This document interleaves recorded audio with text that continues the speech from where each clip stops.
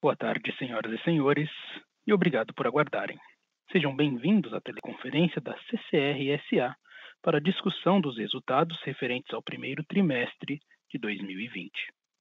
Gostaria agora de passar a palavra para o senhor Eduardo de Toledo, vice-presidente de gestão corporativa da CCR. Por favor, senhor Eduardo, pode prosseguir. Bom dia a todos. É um prazer estar aqui com vocês nesse nosso call de resultados referente ao primeiro trimestre de 2020. Hoje comigo aqui no call temos o Valdo Pérez, que é o nosso diretor financeiro de RI, o Marcos Vinícius Macedo, que é o nosso gestor responsável pela área de RI, e o Douglas Ribeiro e o Kaique Moraes, que são da nossa equipe de RI. Bom, acho que, dada a magnitude, desse cisne negro que nós temos aí, a pandemia, eu acho que seria adequado eu concentrar minha fala inicial na pandemia, e causada pelo novo coronavírus, e de como nós, CCR, reagimos a ela. Queria destacar que é em momentos como esse que ter uma equipe fortemente engajada e comprometida e uma política financeira conservadora, que são ambas marcas que são sobejamente reconhecidas por todos em relação ao CCR, mostram seu valor. É em momentos como esses que essas características mostram seu valor. Então, vou relatar um pouco os fatos, um pouco na ordem cronológica. Começo pela última semana de fevereiro, logo após a quarta-feira de cinzas, quando foi confirmado o primeiro caso de contaminação pelo novo coronavírus aqui no Brasil. Já naquele momento, ainda ninguém falava muito sobre o tema, mas a CCR já naquele momento, naquela própria semana, criou um grupo multidisciplinar, capitaneado pelo nosso médico responsável pela área de saúde ocupacional, e definiu, naquele momento, protocolos para atendimento ao público interno e externo, criou um canal de saúde 24 horas para todos os colaboradores e seus familiares, também definiu a compra de materiais e equipamentos para atendimento de casos suspeitos e iniciou-se os treinamentos para todos os colaboradores que têm contato com nossos usuários. Pouco depois disso, no dia 11 de março, criamos o Comitê de Crise, integrado por toda a diretoria executiva da CCR, e esse Comitê de Crise passou a se reunir quase que diariamente para tomar as decisões e definir as ações frente aos impactos da pandemia sobre os negócios da CCR.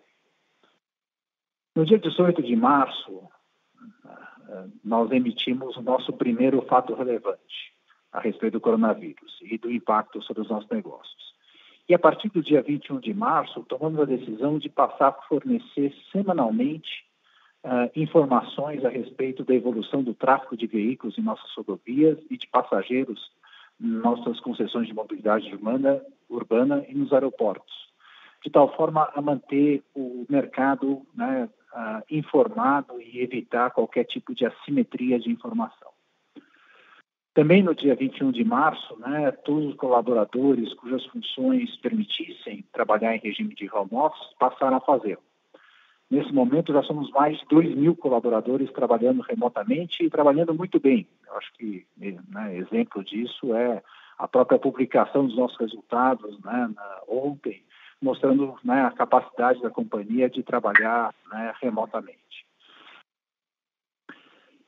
Passada, vamos dizer assim, essas questões mais imediatas, começamos a olhar, obviamente, a preocupação com a questão financeira. Tivemos aí, eu acho que queria já aqui deixar o meu reconhecimento, o BNDES, o governo, através do BNDES, tomaram uma ação logo no início da crise de promover um standstill. Isso beneficiou 4 das nossas concessões, foi muito importante. Mas, além disso, nós julgamos que seria importante também aumentar a nossa liquidez. Muito embora, de novo, tenha uma política conservadora, no final do ano tivéssemos feito já captações, tomamos a decisão de captar 900 milhões de reais adicionais. Eram valores que já estavam previstos para serem captados até o final do semestre, mas nós tomamos a decisão de antecipar a captação desses valores, de tal forma a navegar a crise com uma maior liquidez.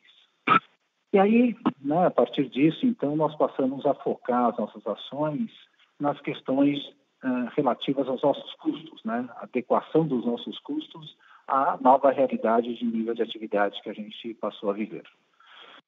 No primeiro momento, a gente lançou mão de férias, saldo de bancos de horas, mas com o advento da MP 936, outra ação que eu queria reconhecer como uma ação muito, muito importante do governo, nós fizemos a redução de jornada de remuneração de todo o grupo de liderança, a partir do início de maio. Então, estamos todos com redução de remuneração e de jornada. São mais de 1.000 colaboradores nessa situação. Nós suspendemos o contrato de trabalho daqueles colaboradores que são de grupo de risco e cuja função não possibilita o trabalho remoto. E também adequamos pontualmente jornadas de remuneração de cada uma das nossas concessões. Também, obviamente, procuramos adequar os contratos de fornecimento que nós temos a essa nova realidade, a esse novo nível de atividade. Todas as ações que nós tomamos sempre tomaram por base os princípios de preservar empregos, tanto dos colaboradores da CCR como dos nossos parceiros e fornecedores, zelar pela saúde dos nossos colaboradores e dos prestadores de serviço e dos nossos usuários, e atenuar, obviamente, o impacto econômico e financeiro da CCR, sempre dando transparência ao mercado sobre as ações que estávamos tomando e sobre os impactos que estávamos tendo nos nossos negócios.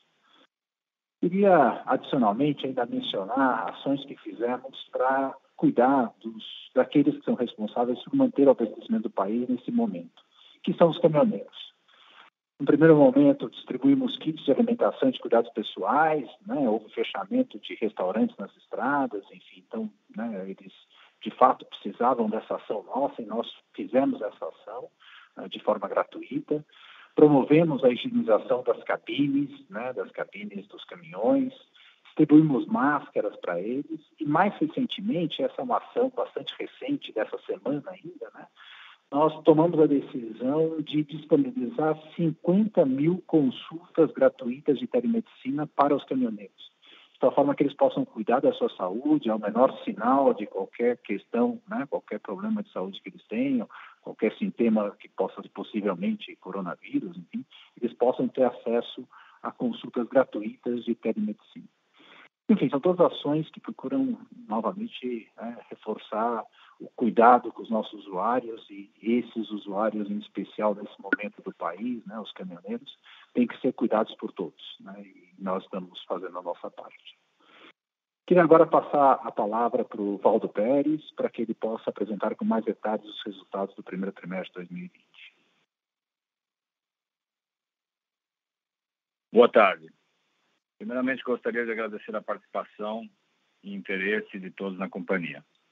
Antes de tecer comentários sobre os resultados, gostaria de informar que o release de resultados encontra-se disponível no site da companhia, que é o www.ccr.com.br/RI. Conforme comentado pelo Eduardo anteriormente, observamos nesse primeiro trimestre os primeiros impactos causados pelo Covid-19 em nossas operações, especialmente devido às restrições de mobilidade e de isolamento social estabelecidas a partir de meados de março, que ocasionaram menores níveis de tráfego de veículos na maior parte das rodovias sob nossa gestão e a redução da demanda dos usuários em nossos negócios de mobilidade e aeroportos. Apesar dos efeitos mencionados, o resultado da CCR se manteve estável, demonstrando resiliência e eficiência operacional, conforme discutiremos a partir de agora. Falando dos principais destaques do trimestre, destacamos o tráfego pro forma, que apresentou um crescimento de 3,9% em relação ao primeiro TRI de 19. Excluindo-se a concessionária ViaSul, houve um decréscimo de 1,5%.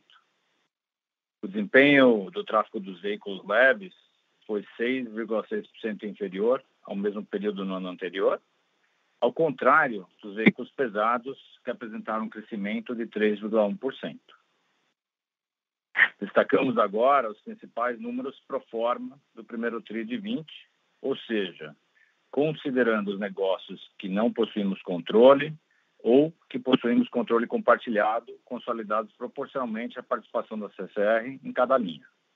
Para os números mesma base, Excluímos ainda novos projetos e ativos em que a companhia alterou a participação, conforme detalhamos nos release de resultados.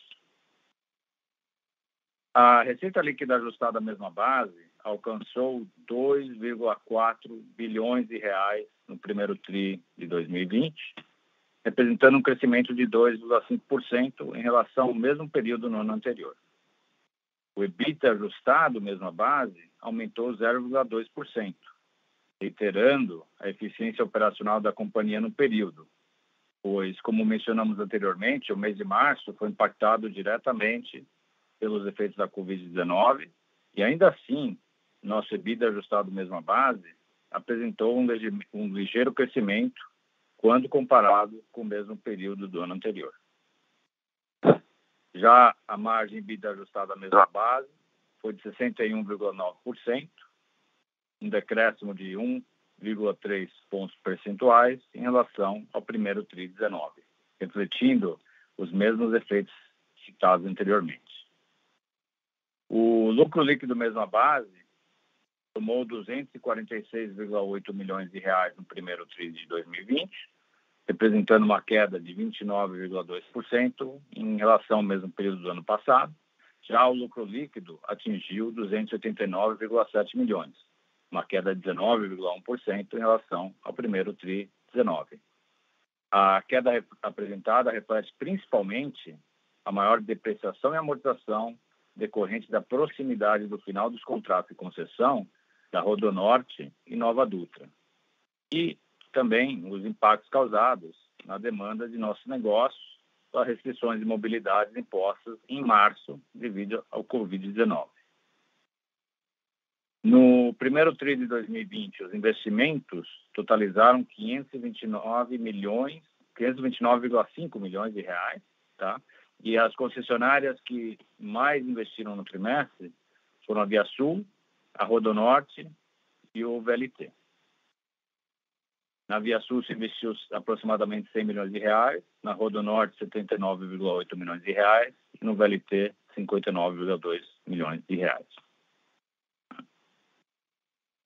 Com relação ao endividamento líquido pro forma, atingimos 14,9 bilhões de reais no primeiro TRI de 2020, apresentando aumento de 7,51% na comparação com o primeiro TRI de 19 e 0,2% em relação ao quarto TRI de 19.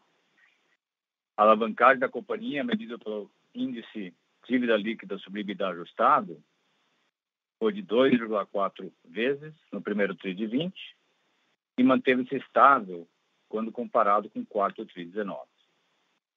O índice reflete uma situação bastante confortável, que corrobora com a nossa estratégia de crescimento. Apesar da grande volatilidade causada pelo Covid-19 no mercado financeiro a partir de meados de março, a CCR tem tido amplo acesso a alternativas de financiamento. Como o Eduardo falou na fala introdutória dele, em abril, concluímos 1,2 bilhões de reais de captações já planejadas para 4 de nossas concessionárias. Adicionalmente, entre os meses de março e abril, tomamos a decisão estratégica de antecipar a contratação de operações de créditos planejadas a serem feitas durante o ano, de forma a reforçar nossa posição de caixa. Até o momento, essas operações somaram 900 milhões de reais. Essa estratégia foi adotada com base em nosso consistente e atento acompanhamento do cenário econômico interno e externo e diante do panorama ainda incerto com relação ao final da pandemia. Apesar da disponibilidade do crédito encontrado pela CCR no início da crise, o mercado estava bastante restrito quanto a prazo, mas recentemente temos visto uma mudança em condições e os prazos vêm aumentando de 12 para 24, até em alguns casos chegando a 36 meses. Então estamos vendo uma melhora nesse momento. Continuamos ativamente buscando oportunidades para antecipar captações que estavam programadas para serem realizadas mais adiante ao longo do ano, de forma a aumentar ainda mais a robustez da nossa posição de caixa. Para maiores detalhes, favor consultar a seção do Covid-19 do nosso release de resultados e as notas explicativas 1.1 e 28 do ITR. Abrimos agora para perguntas e respostas. Operador, por favor, prossiga. Senhoras e senhores, iniciaremos agora a sessão de perguntas e respostas. Para fazer uma pergunta, por favor, digitem *1. Para retirar a pergunta da lista, digitem *2. Por favor, aguardem enquanto coletamos as perguntas.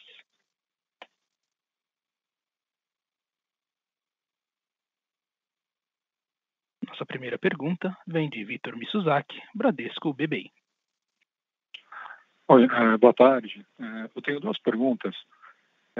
A primeira, como vocês mencionaram, né, o perfil conservador na gestão do caixa da CCR. Dado todo esse cenário, né, o que a gente pode esperar de impacto na política de pagamento de dividendo da CCR daqui para frente, né, ou pelo menos olhando daqui 12 meses? Faz sentido que o payout deveria ou poderia ir para algo em torno de 25%, né, que seria o dividendo mínimo. E a segunda pergunta é relacionada aos reequilíbrios, né? Então a gente começa a ver declarações do governo, e vocês mencionam também no press release, né, sobre os reequilíbrios. Se vocês puderem quebrar reequilíbrios relacionados ao Covid-19, então, principalmente no caso de aeroporto, né, que a receita caiu drasticamente, e na parte também de mobilidade urbana, e depois uma outra parte de reequilíbrio, falando do status das discussões em São Paulo. Obrigado.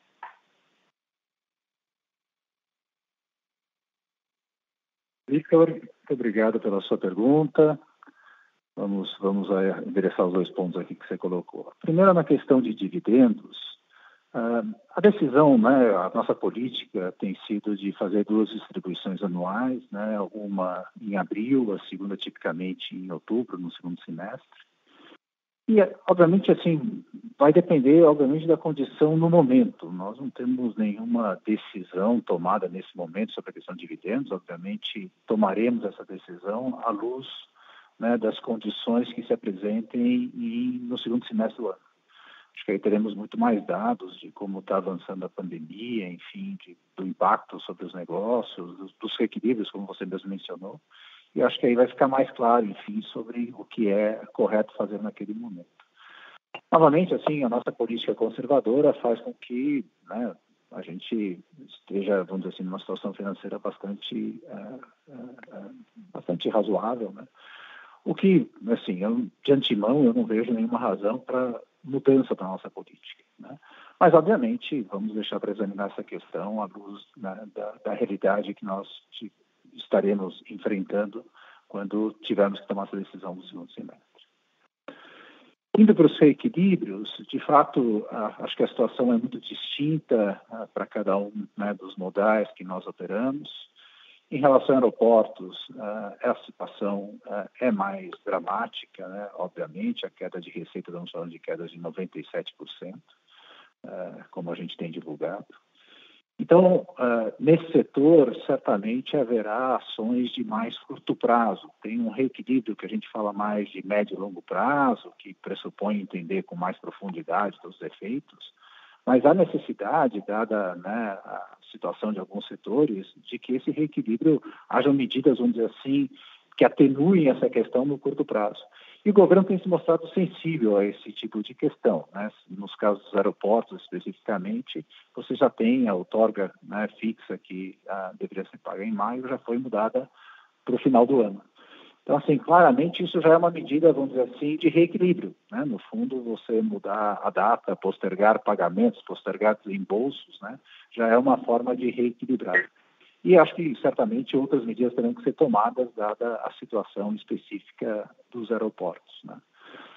Essas ações, obviamente, são tomadas, né, pelas entidades de classe que representam o setor, porque, né, impactam todas as concessões de aeroportos, não é uma questão isolada da CCR, né? Em relação à mobilidade, eu acho que a situação é um pouco diferente, né? Primeiro, a queda já não é tão drástica como, né, houve em aeroportos.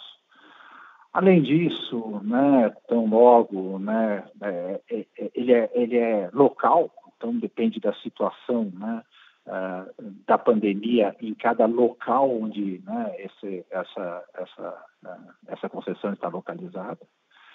E além do mais, acho que tem uma outra questão assim que tão logo, né, haja, vamos dizer assim, né, uma permissão para que se volte de forma mais ordenada aí, vamos dizer assim, as atividades, ele deve ter uma recuperação bem mais rápida do que aeroportos, por exemplo, né?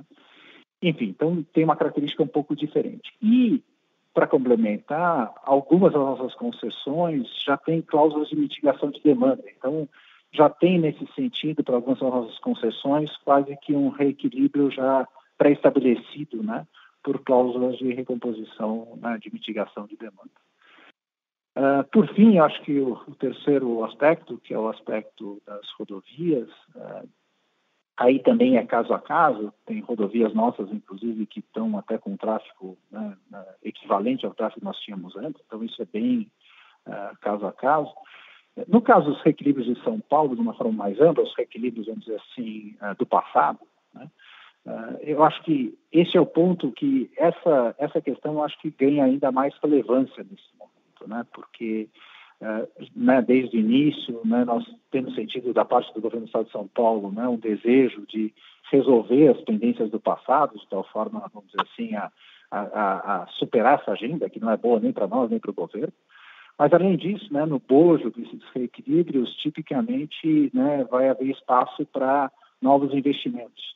E aí, nesse sentido, isso é muito positivo. Quer dizer, no momento, né, de crise que a gente está vivendo econômica, toda e qualquer ação que possa trazer investimentos, empregos, funciona no contraciclo, né, ajudando a uma retomada mais rápida da economia. Então, se já havia, né, da parte do governo do Estado de São Paulo, né, um desejo de resolver esses equilíbrios do passado, eu acho que essa questão está ainda mais forte no atual momento. Ok. E, Eduardo, se eu puder fazer só uma pergunta, um follow-up sobre esses pontos. Na visão de vocês, o reequilíbrio, por exemplo, se a gente pensar em rodovia, né, por conta do coronavírus, seria um reequilíbrio por conta da queda de tráfego só de 2020, ou nessa conta também poderia entrar a discussão de um deslocamento da curva de tráfego futura? Acho que ainda estamos muito no início dessas questões e até com uma certa dificuldade de entender, né, que impacto é esse, né? Eu acho que essas questões, de fato, eu acho que o ideal seria, novamente, medidas mitigadoras de curto prazo, né, até pecuniárias, né, eu acho que de tal forma vamos dizer assim, prover um mínimo de reequilíbrio de curto prazo, até para não agravar os desequilíbrios no futuro, não deixar problemas aí para o futuro, mas para conseguir, vamos dizer assim, de fato fazer o cálculo, né, final do reequilíbrio, nós vamos ter que esperar um pouco, né, para ter uma clareza maior, né, da situação a qual nós vamos chegar. Tá ótimo, obrigado.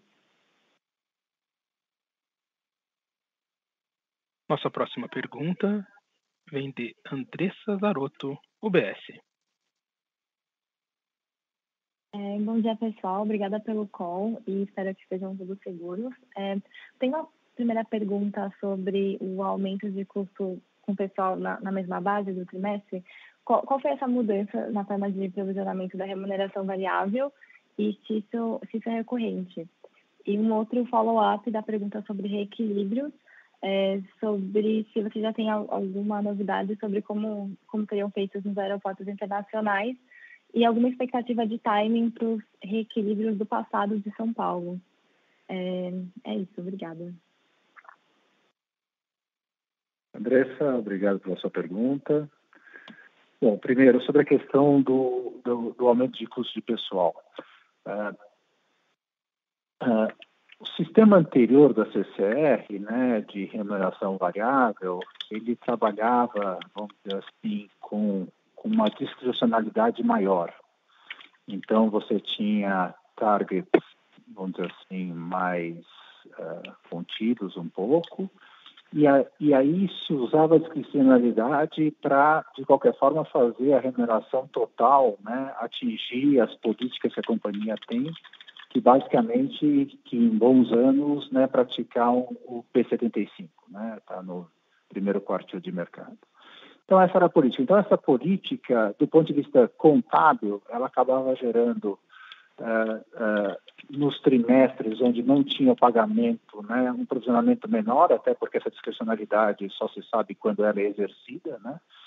E no momento do pagamento do PLR, né, no segundo trimestre, tinha um crescimento. Então, ela tinha uma oscilação. O sistema novo que foi criado, ele tem menor discricionalidade, tem targets mais altos, mas com menor discricionalidade, de tal forma que a política não muda, né? Nós estamos, de qualquer forma, remunerando em bons anos, né, os colaboradores da companhia, mirando, né, o primeiro quartil do mercado. Então, a política como um todo não muda, mas agora nós fazemos um provisionamento mais uniforme ao longo do ano. Então, essa é a mudança. Então, obviamente, assim, quando não é trimestre de pagamento, né, de PLR, acaba acontecendo, vamos dizer assim, essas variações que a gente pôde observar. Sobre a questão do reequilíbrio dos aeroportos internacionais, aí, de novo, cada situação é uma situação, porque aí nós entramos, inclusive, na questão da legislação de cada país, né, da próprio modelo, né, de concessão. Então, eu diria que ainda é cedo para dizer como vai se dar em cada país, mas claramente as características são muito diferentes em cada um dos países, e a situação do país em si, da regulação e das ações que, né, estão sendo tomadas pelo governo são muito distintas em cada país. Mas, novamente, né, gostaria de lembrar a todos, novamente, que aeroportos é a menor das nossas divisões, aeroportos internacionais têm um peso bastante pequeno, mas claramente, novamente, essa questão é muito pontual e ligada a cada um dos países. Em relação aos reequilíbrios de São Paulo, é isso que eu tinha dito um pouco na resposta ao Vitor, né? Só voltando ao tema, quer dizer, as conversas caminham bem, eu sinto, né, da parte do governo do Estado de São Paulo um desejo novamente de resolver esses problemas do passado, acho que seria muito bom, né, para a CCR, para o governo, de tal forma, né, a gente não gastar energia, nem nossa, nem deles, nessas disputas do passado. E, novamente, né, no bojo desse acordo, né, há espaço para investimentos, para novos investimentos. E aí, obviamente, acho que, dado o momento, né, que o país vive, que o Estado de São Paulo vive, enfim, de uma forma geral, de redução da atividade econômica, tem ainda mais incentivos de todos, né, de buscar investimentos que possam funcionar aí como, né, um movimento contracíclico, né, um movimento que ajude a gente a se recuperar mais rápido, né, da queda da economia causada pelo coronavírus. Tá ótimo, muito obrigada. Nossa próxima pergunta vem do senhor Rodrigo, Standard Bank. Boa tarde, primeiramente, parabéns pelos resultados. A pergunta que eu tenho para vocês é com relação ao cenário internacional. Então, dada toda a situação que a gente está vivendo, como que fica a estratégia da empresa em questão de internacionalização de ativos? Vocês buscam alguma coisa fora do Brasil hoje? Ou vocês pensam em focar a estratégia em Brasil agora? Obrigado. Rodrigo, obrigado pela sua questão. A internacionalização, eu diria assim, né, a partir do momento em que, né, as oportunidades no Brasil cresceram fortemente, né, basicamente, né, você vê nesse governo, né, com o ministro Tarcísio, no governo do Estado de São Paulo, né, no governo do Rio Grande do Sul, enfim, você vê em vários, né, entes aí do executivo aí, claramente, né, uma visão de que a infraestrutura pode ser o grande motor, né, para o crescimento, né, das economias. E, de novo, se essa visão já era real antes da pandemia, né, pós-pandemia ainda, né, com mais propriedade ainda. E aí, nesse sentido, né, quando você tem uma atratividade tão grande, né, de coisas aqui no país, né, tantos projetos vindo, tantas concessões vindo, obviamente nós, em relação aos projetos internacionais, a gente, obviamente, passa a ser mais seletivo.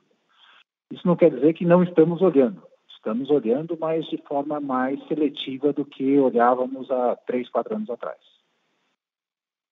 Muito obrigado.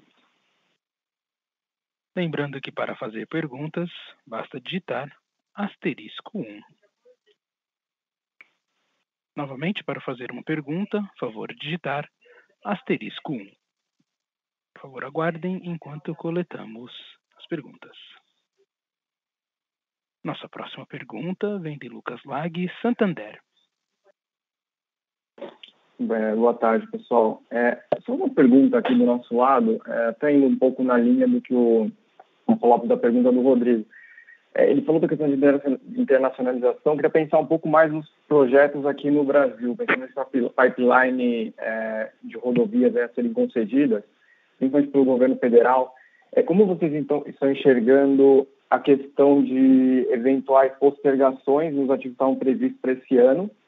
E pensando no nível de competição também para esses ativos, se vocês enxergam, talvez com os níveis mais, eventualmente mais fragilizados financeiramente de competidores, se vocês enxergam um nível de competição talvez até mais atrativo para a CCR, que está aí com um balanço sólido. Então, acho que tentar passar aí por essas duas questões, postergações e nível de competição nesse pipeline nacional aqui no Brasil. Lucas, obrigado pela sua pergunta.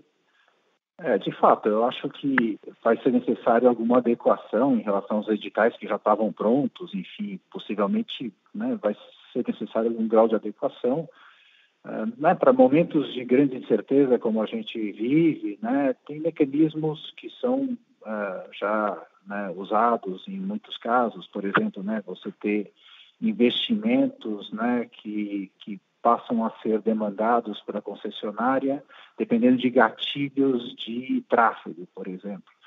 Então, existem formas, né, de adequar, vamos dizer assim, os contratos de concessão a momentos que você tem mais incerteza. Então, acho que possivelmente essas adaptações vão acabar acontecendo, né?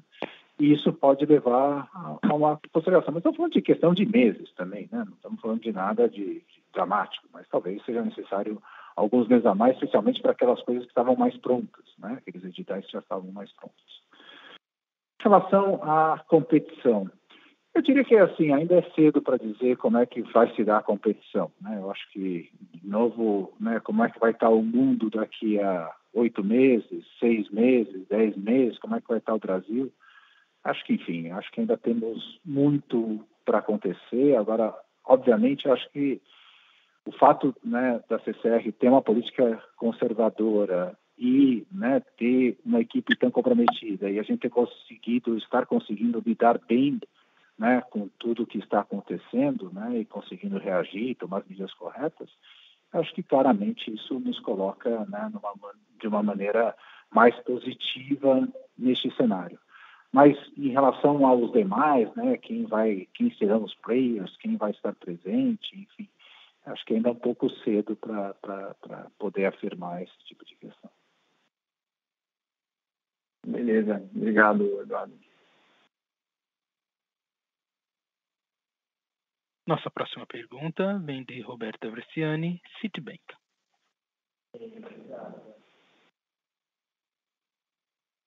Oi, pessoal, muito obrigada aí pelo call.